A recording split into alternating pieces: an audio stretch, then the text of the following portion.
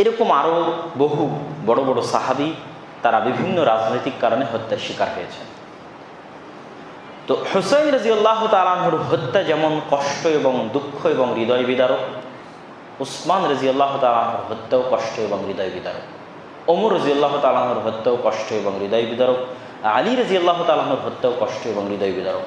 কিন্তু তাদের কোনো হত্যাকে কোনো মুসলমানদের কোনো শাসক রাজনীতিকরণ করেননি, যে সেই হত্যাকে পুঁজি করে আমি আবার কিছু বিজনেস করব।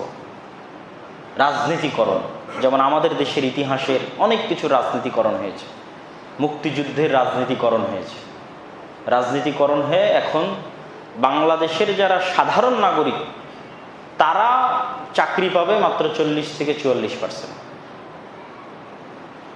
আর নির্দিষ্ট কিছু মানুষ এবং তাদের সন্তানেরা যারা দেশের হয়তো 100 ভাগ মানুষের 2% হতে পারে, তারা চাকরি পাবে দেশের 56%-এরও বেশি বা 56%-এর কাছাকাছি।